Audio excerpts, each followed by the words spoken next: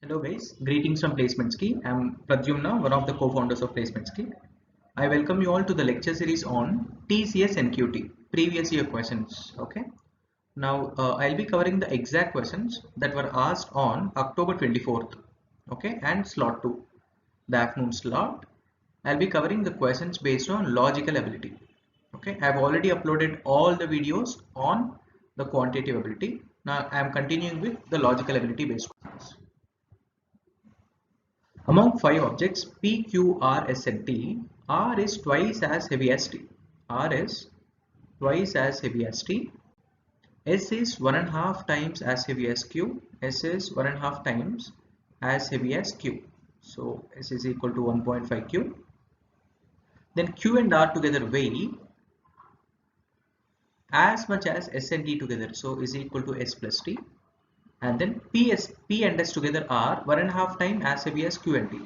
So P and S are 1.5 times as heavy as Q and T. We are supposed to find who is the heaviest of all. Okay.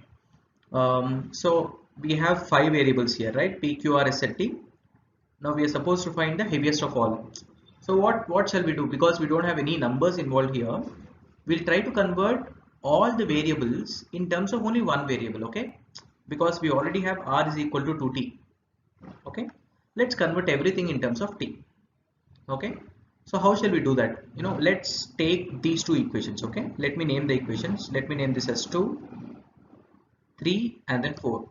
Equation 4. Okay, so let me take 2 and 4. Equations 2 and 4. What is it? S is equal to 1.5 Q, right? So I'll substitute in fourth equation. So what do we get? P plus, instead of S, I'll write 1.5 Q. Okay, in this equation, instead of S, 1.5 Q. This value is equal to 1.5 into Q plus 1.5 into T. That's what we have, right? 1.5 Q plus 1.5 T. So these two get cancelled. So we get P is equal to 1.5 T. So P is equal to 1.5 T. See, we also got P in terms of T. Fine. So this is fine. So what shall I do? So we have taken 2 and 4 earlier, right? So let me take 2 and 3 now, the second and the third equation. What is it? S is equal to 1.5 Q, right? So let me substitute that here. Q plus R, which is 2t, right? I'm substituting R is equal to 2t here. 2t is equal to S is what? It is 1.5 Q. 1.5 Q plus T. This is what we have. Okay. So I'm substituting S is equal to 1.5 Q here and R is equal to 2t here. So what do we get? We get 1.5 Q minus Q is 0.5 Q. This value is equal to 2t minus t, that is t. So what is Q value? Q value is equal to 2t. Yes. Yeah. So we also got Q value in terms of t. Q is equal to 2t. So we've got P in terms of t, R in terms of t, Q in terms of t, and also S. So S is equal to 1.5 Q, right? S is equal to 1.5 into 2t, that is 3t. Now see, we have got all the variables in terms of t. Clearly, S is the heaviest of all because S value is 3t, whereas all others are less than 3t. Therefore, option B is the right answer for this question. These are just equations based, okay? Just solve the equations, you will get the required answer. Is that clear? Let's move on to the next question. A statement followed by two assumptions numbered 1 and 2. Consider the statement and decide which of the given assumptions is implicit in the statement. Okay, we've got some statement, we've got two assumptions. We'll have to say which two assumptions are implicit. See, even though enough support is provided for potato production and its storage in cold stores, the state will continue to import from other countries. See, what they are saying is there is enough support to increase the potato production. So potatoes production is increasing. Okay, but still the state will continue to import from other countries. Still we are importing potatoes. Potatoes production, the local production of potatoes is increasing. Okay, as in the enough support is given to increase the production of the potatoes. Okay, but still we are importing potatoes. So what could be the underlying assumption? Think about it. Despite increase in production, we are importing. What does that mean? Logically, there has to be more demand, that's it, right? Even after increasing potatoes production, still it's not sufficient, therefore we are importing. That's the underlying assumption, right? Let's look at the options here. In spite of the support of the potato production and storage, it will not be able to meet the demand for potatoes by the people in the state. Clearly this is the underlying assumption, right? Yes. So option 1, this assumption is definitely correct. Okay, so still let's also check for assumption 2. The state is aware that the demand for potatoes by the consumers would rise substantially in the near future. Yeah, this can also be underlying assumption, right? See, we are importing potatoes despite enough support for increase in potato production, because it's not for the present. Okay, it may be for the future. We may be preparing for the uncertain future, because the demand for potatoes by consumers would rise substantially in the near future. So we are stocking up the potatoes by importing them. This can also be a possible assumption, right? Therefore both 1 and 2 are implicit. The first one states that we are actually importing potatoes to meet the existing demand because it's not fulfilled yet. Or it can be the other case, which is the potatoes production, the current potatoes production would satisfy the current requirement, but the future requirement may not, for the future requirement it may not be sufficient, therefore they may be importing. This is also possible. Therefore for this question both 1 and 2 are implicit. Please check both the answer options while approaching such questions. Okay, in a certain code m plus n, m is son of n, so on and so forth. Yeah, it's a blood relations based question. Let me try to write the family tree directly. I've already explained this in the previous set of questions. We always take this to be male and then this to be female, because there has to be some standard representation, right? Then we have this as husband wife relationship, then we have this as sibling relationship, and this to be the next generation. See, I am following these conventions. You can follow your own set of conventions, whichever you are comfortable with. Yeah, fine. So now T minus P, what does that mean? T minus P. So T is a sister of P. So I'm writing it here. T is a sister of P. Since it's sibling relationship equal to, since it's a female, I'm circling it. Yeah. T is a sister of P. Fine. Then P plus Q. What is plus? Plus. P is the son of Q. P is the son of Q. Okay. Fine. We are not sure of the gender of Q. We just know that P is the son of Q. Therefore, T is also daughter of Q. Yeah. Fine. What else? Q into R.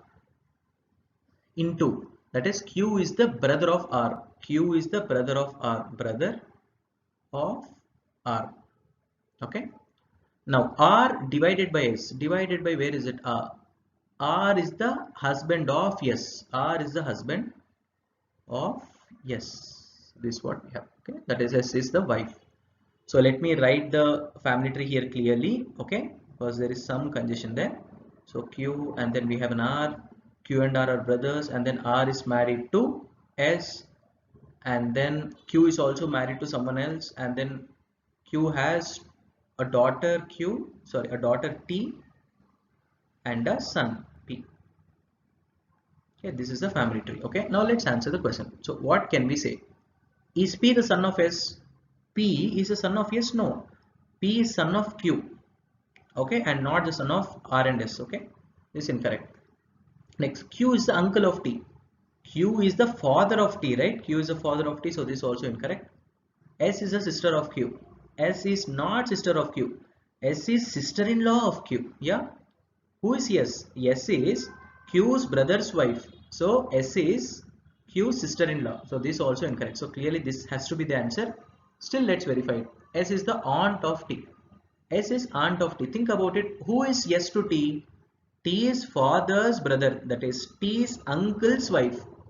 S is T is uncle's wife. So clearly T is the aunt of, S is the aunt of T. Is it clear? S is T is uncle's wife. So S is the aunt of T. So clearly option D is the right answer. A team of 4 players are to be selected among 4 girls A, B, C and D and 4 boys, such that there would be at least 2 girls in the team. Okay, this is a basic condition. At least 2 girls should be there. Who are the girls? A, B, C and D. Out of this, at least 2 should be there. And then we have boys P, Q, R and S. And these are the conditions. B cannot go with R, D and P must go together, so on and so forth. Now such questions can be best approached from options. Okay. What's the basic condition? At least 2 girls should be there. Now we are supposed to find the team that satisfies all the given conditions. So let's approach from answer options. First condition is at least 2 girls should be there. So at least 2 of ABCD should be there. Let's take the first one. We have B and C. Yeah, so 2 are there, 2 girls are there. Let's check it here. We have A and D. Yes, here also 2 girls are there. And here you have a C.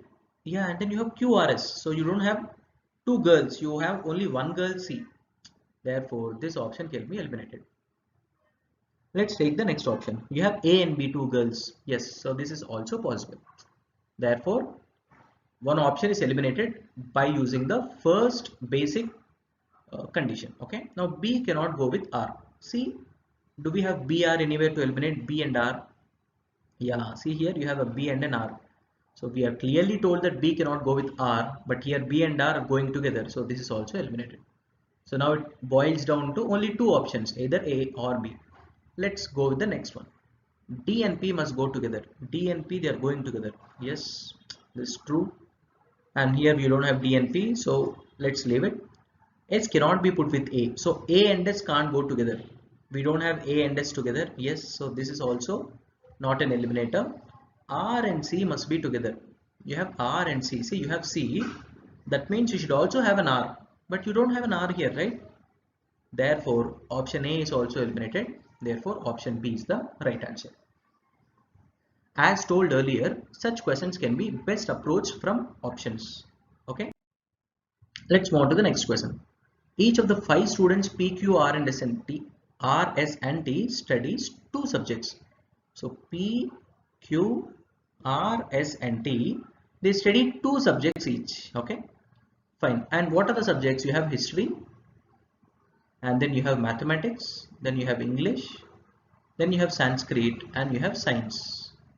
Okay. Now out of these 5 subjects, each of them studies exactly 2 subjects. Okay. Now, and also each subject is studied by exactly 2 students. Okay. Each subject has exactly 2 students studied. Okay. Now let's look into the conditions. P studies maths and Sanskrit. So we know that each of these guys study exactly 2 subjects, out of which P subjects are already given. P studies maths and then Sanskrit as well. Okay. R studies history and mathematics. So R studies history, mathematics and history. So clearly the 2 people who study mathematics are over, yeah, because we know that each of the subjects is studied by exactly 2 students. So therefore 2 students who study maths is already done here, yeah. And then 1 P studies Sanskrit, so we have a 1, and then R studies history, so we have a 1. Okay. Now S and T both study English, so S studies English and T also studies English. So again we know that each of the subjects is studied by exactly 2 students. So we have already got those 2 who are S and T. Okay. Now Q does not study science. Okay. So we know Q does not study science. So now let's look at this. Okay. So we have 1 history, 1 Sanskrit and 1 science to be filled. We know that Q does not study science. If Q does not study science, so Q has to study 1 Sanskrit and 1 history. Yeah, because only these are remaining, right? Maths and English are exhausted because they're already taken by 2 people, 2 students. Okay, so we are only left with history, science, Sanskrit and science, out of which Q does not study science. Therefore, Q has to study history and what? History and Sanskrit, right? History and Sanskrit. So we are exhausted. 1 more history now. So 2 history are done, and then 1 more Sanskrit is done. So we have 2. So these all are filled. Now we only have 2 science to be filled. So S studies science and T also studies science. So this is the filled grid. So who among the given options studies science? So clearly who studies science, either S or T. So you only have an S here. So S should be the option. Is it clear, guys? This is how we approach this question. But you can always approach questions with a few basic checks. Let me check that. Okay, see, we know that P already studied mathematics and Sanskrit, two subjects. Therefore, can B opt for one more subject? No, because P has already taken two subjects. We know that each of the students takes exactly two subjects. Okay, therefore P has already taken two. So P can't take science. So P is eliminated. Similarly, R also studies two subjects. It's already chosen two subjects. Therefore, R can't study science. Similarly, Q does not study science. That's clearly given. So this is also eliminated. So which is the only leftover answer option, which is option D, which is S. Is it clear? This way you can easily get the answer. Is it clear? So please approach questions from options as well. Okay, that's a takeaway for this question. Okay. Punishment of students in any form by teachers is banned in all schools to preserve the self-confidence of students. So what we are saying is we should stop or is banned. They are saying that punishment is banned. It's already banned. Why? Because it's affecting self-confidence of students. Self-confidence of students. Okay. Now we are told to find the valid assumptions. Okay. We have three assumptions, 1, 2 and 3. Now let's see each of these assumptions. So let's look at the statement first. See, punishment is banned. Why? Because self-confidence is affected. So we'll have to prove that. So what is the underlying assumption? Underlying assumption is that punishment is affecting self-confidence. Therefore, punishment is banned, to preserve the self-confidence. Okay, so clearly what should have been the assumption? Punishment should have affected the self-confidence of the students. Okay, the underlying assumption is punishment affects the self-confidence of students. Okay, that should have been the underlying assumption. Because punishment affects the self-confidence, they are banning punishment to preserve the self-confidence. Okay, now let's look at the options. Punishment is in a mild form is not a cognizable offense as it is a method of disciplining children. See here, is it really an assumption? No. We are justifying the punishment here. Yeah, we are justifying punishment is good. I mean, punishment is not bad. We are justifying that punishment is not really bad. Why? Because it's a method of disciplining children. But is it the underlying assumption? Underlying assumption should say that punishment affects the self-confidence. Okay, so it is not an assumption, but it is a justification. Okay, it is a justification of punishing students. Okay. Now the next one, teachers taking recourse to punishing children will be held accountable for their actions. Okay, we are saying that teachers who punish children will be held accountable for their actions. That is, we are saying, we are justifying it. We are just saying that teachers who still punish children will be held accountable for their actions. Okay, so this is also not an assumption. Why? We are only saying that the teachers who punish children will be held accountable. We are warning teachers that if they still punish their children, because punishment is already banned, if they still punish the children, they'll be held accountable for their actions. Okay, we are warning teachers here, but it's not really an underlying assumption, because underlying assumption should say that punishment affects the self-confidence. Let's look at this third assumption. Punishment might induce fear, negativity, and also negatively affects the student's level of confidence and learning. Yes, so this should be the right assumption, because it's clearly saying that punishment is inducing fear and affecting the self-confidence of students. See, punishment affects the self-confidence. So this is the exact option that we are looking for.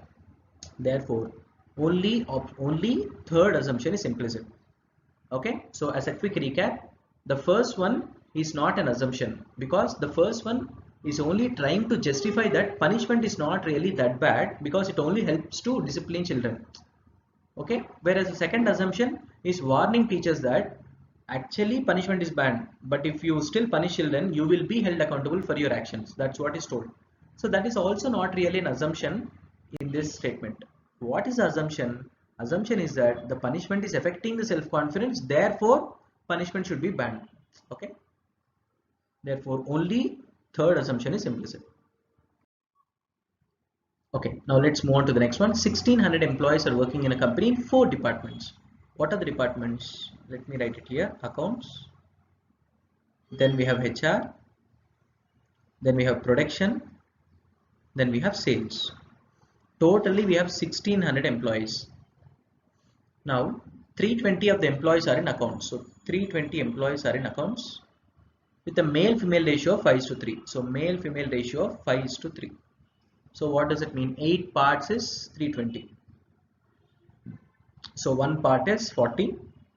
So 5 parts is 200 and then 3 parts is 120. Okay, so we've got the number of males and females in accounts. Okay, now 640 are working in production. 640 are working in production, where the number of males is twice the number of males of accounting department. So here also we have males and females. What they are saying is the number of males in production is twice the number of males in account department. So how many males are there in account department? 200 males are there. Therefore, the number of males in production should be 400. That's also done. Now, if males are 400, total is 640, so female should be 240. Okay. Now, number of HR employees is half the number of employees in accounts department. So, how many are there in accounts? 320. So, number of HR employees is half of it, 160. And 60 of them are females. So, we have again males and females. 60 females, so 100 should be males because 100 plus 60 gives 160. Now, the number of male employees in sales is same as that of production. In production, how many males are there? 400. So, in sales also we have 400 males. Okay. Now, how many female employees are there are working in the company? Okay. So, how shall we find it? Let's find the total employees. So, we know the total employees are 1600. Okay. Let's count the number of males. How many males are there? You have 200, 100, 300, 300 plus 400 is 700, 700 plus 400 is 1100. So we have 1100 males. If there are 1100 males, how many females should be there? We know totally 1600 are there, 1100 are males. So 500 should be female employees. So the total number of female employees are 500, which is option D. It's a very simple question. Just write down the the number of males and females by using the given conditions. You get the answer. Okay. How is Sheila exactly related to Ramesh? We have two statements.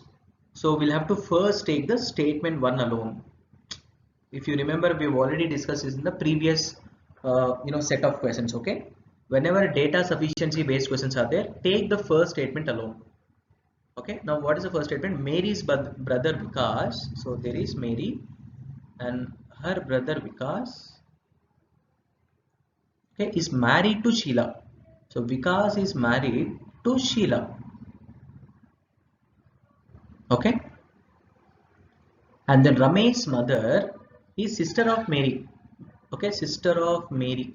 I'm just writing sister of Mary is Ramesh's mother. So I'm writing that Ramesh's mother is sister of Mary.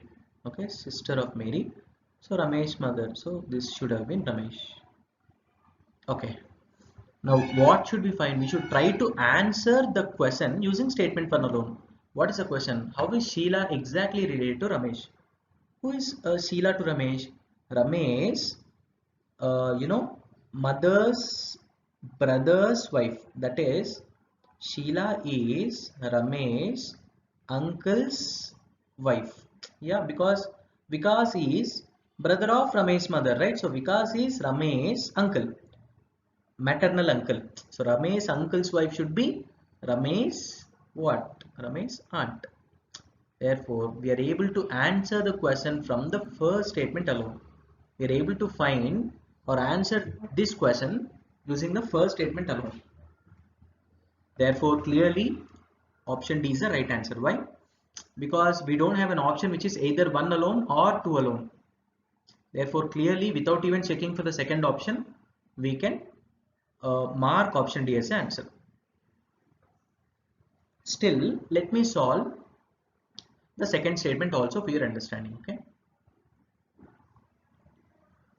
Let's take the second statement alone. Sheila is a sister of Vikas. Sheila is a sister of Vikas. Okay. And Vikas only child. Vikas only child. He is the cousin brother of Ramesh. So Vikas only child is this. He is the cousin brother of Ramesh. So who are cousins? Siblings, sons. Yeah. So if we take, let's take Sheila may have a child. Okay, may have a child who is cousin brother of Ramesh. Okay, because only child is a cousin brother of Ramesh. So Ramesh, this can be Ramesh. Yeah, so that Ramesh and Vikas only child can be cousins. Or Vikas can also have one more sibling, either male or female. Can also have one more sibling. Yeah, and this sibling may also have a son who is Ramesh. Is it clear? So Ramesh can be Sheila's son, or Ramesh can be, the brother's son, brother of Sheila's, brother or sister of Sheila's, brother or sister of Sheila. Yeah, is it clear what I'm saying? We have Vikas only child. Ramesh can be either Sheila's son itself, or Ramesh can be, the son of either brother or sister of Vikas and Sheila. So this can also be Ramesh. So can we really answer how is Sheila exactly related to Ramesh? Sheila can be Ramesh's mother in this case, or Sheila can be Ramesh's maternal or paternal, whatever. Yeah, aunt. Yeah, Sheila can be Ramesh's aunt also. So two possibilities are there. So we can't really ascertain the exact relationship between Sheila and Ramesh. So statement 2 alone is definitely not sufficient. Therefore, clearly as told earlier, statement 1 alone is sufficient to answer the question. Let's move on to the last question in this set. The following diagram, triangle stands for males, okay? For doctors it is circle, for rectangle it is government employees, hexagon for coronavirus. Now how many government employed doctors? These are government employed, and then these are doctors. So this intersection will be government employed doctors. So let's see who are government employed doctors. So the intersection between circle and rectangle. So these, right? Okay, the one which are rounded off. These are the intersection between the triangle and circle. So who are these? The one that I have marked now are government employed doctors. Till now it's fine. Now again, they should either be coronavirus or males or both. So coronavirus is hexagon, males is triangle. So we should find the intersection of these along with hexagon or triangle. So see, we should find the intersection of these because they should either be coronavirus or males or both. So just check it. So 22 represents the coronavirus who are government employed doctors. Yeah, because it's in hexagon. Similarly, what is 16? 16 represents, again, it's a part of circle and a hexagon and rectangle, right? So 16 also represents the government employed doctors who are coronavirus because it's in hexagon. So these two are fine. Now how about 35? 35 represents the government employed doctors who are males because it's a part of triangle. This also fine. But how about 14? 14 represents the government employed doctors who are neither coronavirus nor males. Why? Because see, it's not a, see this 14, please listen to this carefully. 14 is neither a part of hexagon nor a part of triangle. Therefore, this is not supposed to be counted. Therefore, what can be counted? Only 35, 22 and 16. Okay. Let me repeat. 35 represents the region which is common to this and a circle as well as rectangle. So what does it mean? The 35 represents government employed doctors who are males. Government employed doctors who are males. So that should be counted. Similarly, what are 22 plus 16? So these represent the region which is common to coronavirus doctors and government employees. So what does this region represent? It represents the government employed doctors who are corona warriors. So these two should definitely be counted. But if you take 14, 14 only represents the region which is common to government employees and doctors.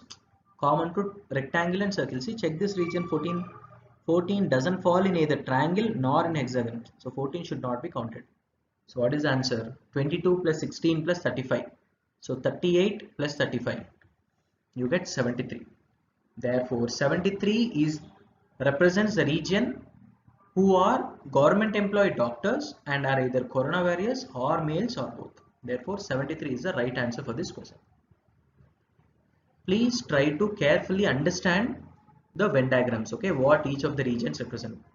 If you have not understood this question, I request you guys to please rewind the question and watch it again. Yeah. Thank you everyone. I have tried to cover all the questions in this set. Let's meet in the next lecture. Thank you.